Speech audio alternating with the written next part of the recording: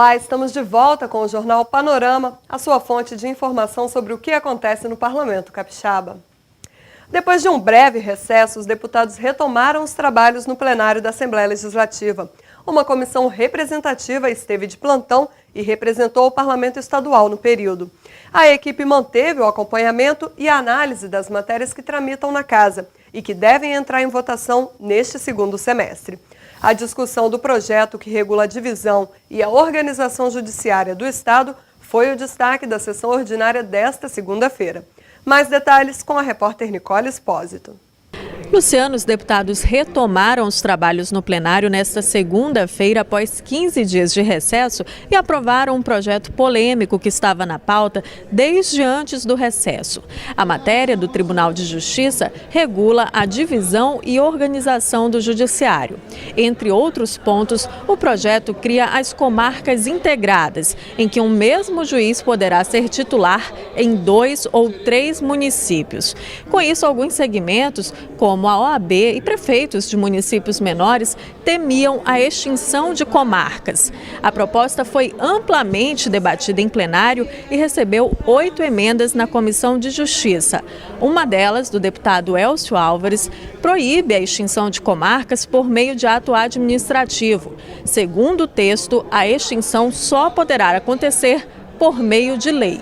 Nunca houve essa previsão de extinção de comarcas. Sequer foi aventado para um futuro próximo se discutir isso. Muito pelo contrário, nós previmos no projeto, que foi elaborado pelo Tribunal de Justiça e aprovado pelo Pleno, a criação de 9 novas comarcas. O que se pretendeu com o projeto foi viabilizar, por meio de critérios objetivos, a união de comarcas para otimizar gastos e melhorar o atendimento à população. Todos os municípios do estado passam a ser comarca.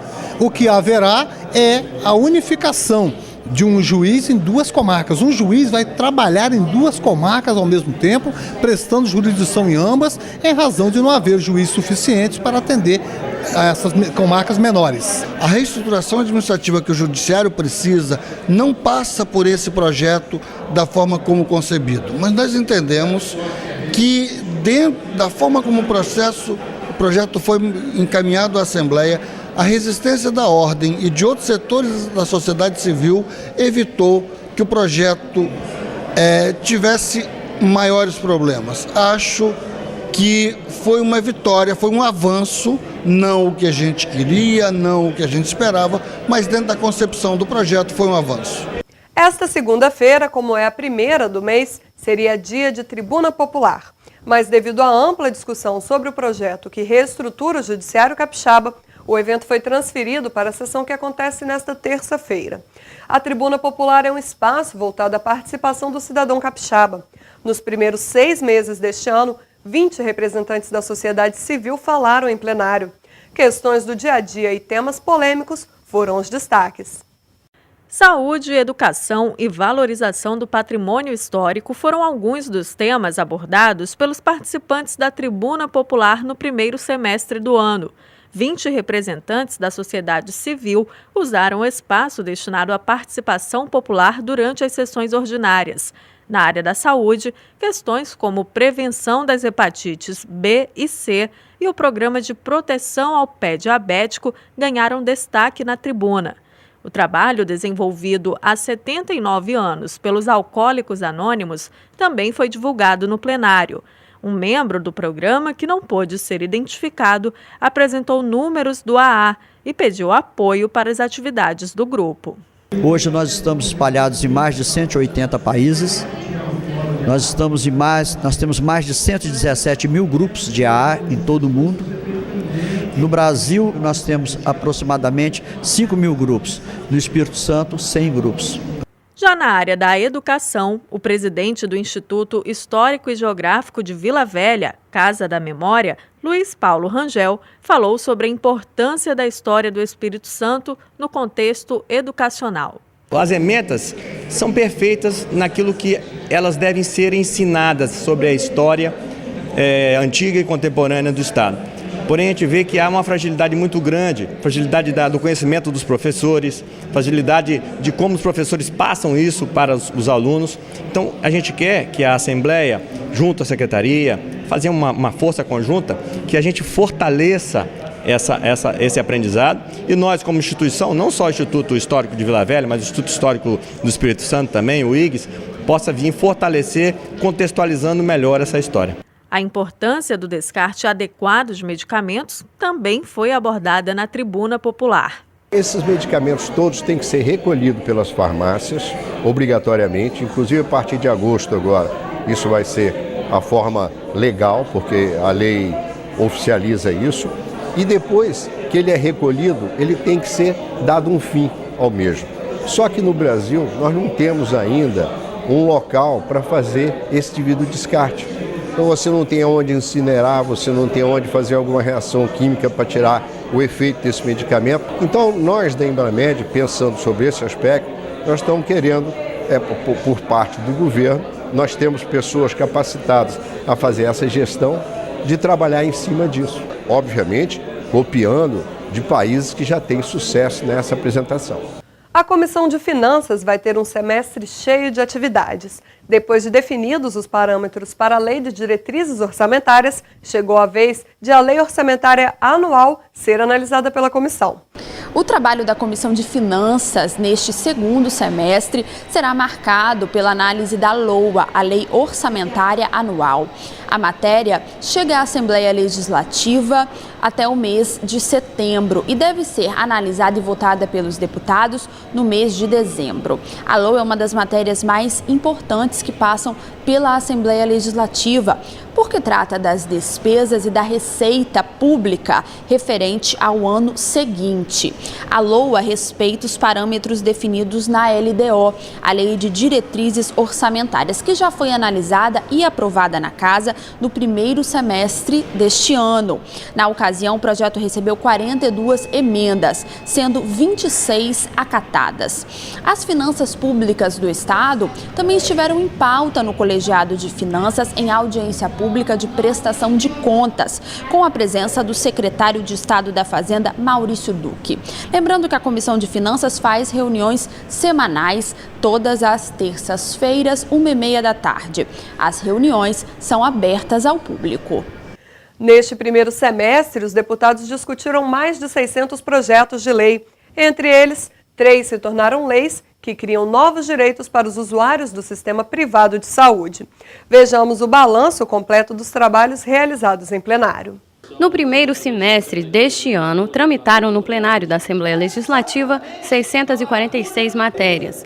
Do total, 522 são projetos de autoria de parlamentares, 87 foram propostas do governo e 30 são vetos do Executivo a matérias aprovadas pelo plenário.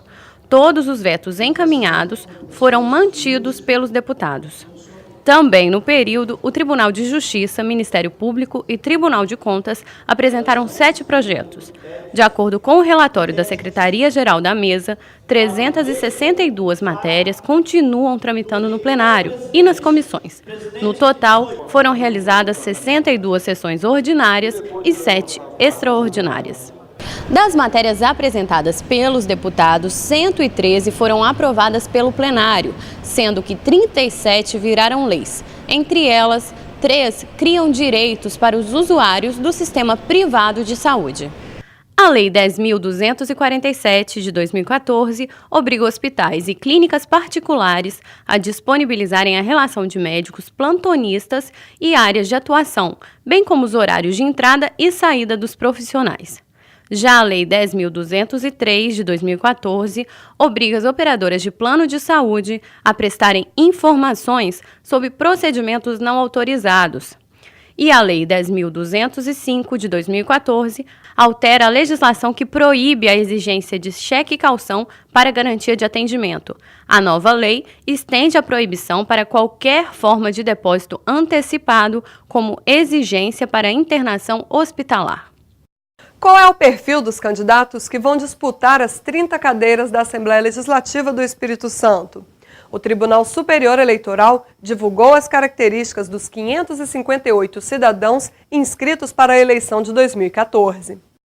No Espírito Santo, o perfil médio dos que disputam o cargo de deputado estadual é o de homem entre 40 e 59 anos, branco, casado e com ensino médio completo.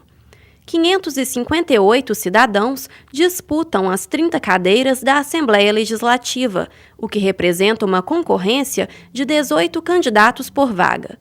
Os dados demonstram que os jovens ainda têm pouca participação na política.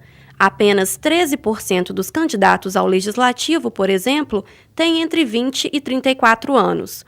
A porcentagem é igual ao dos concorrentes com idade entre 60 e 89 anos.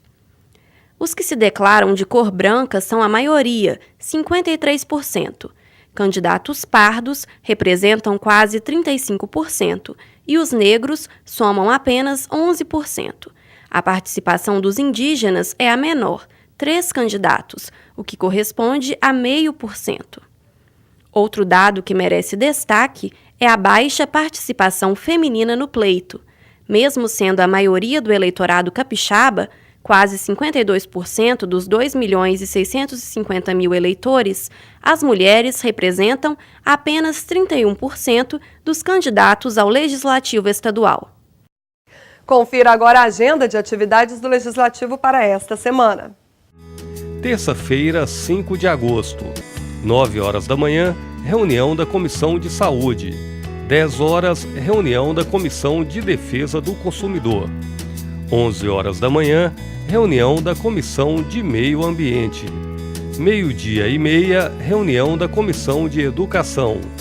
1h30 da tarde, reunião da Comissão de Justiça. No mesmo horário, reunião da Comissão de Agricultura. 3 da tarde, sessão ordinária, plenário de Seu Cardoso. Quarta-feira, 6 de agosto, 9 horas da manhã, sessão ordinária, plenário de Seu Cardoso. 3 horas da tarde, audiência pública da Comissão de Defesa do Consumidor. E o Jornal Panorama fica por aqui. Continue acompanhando a programação da TV Allis Digital. Obrigada pela audiência e até o nosso próximo encontro.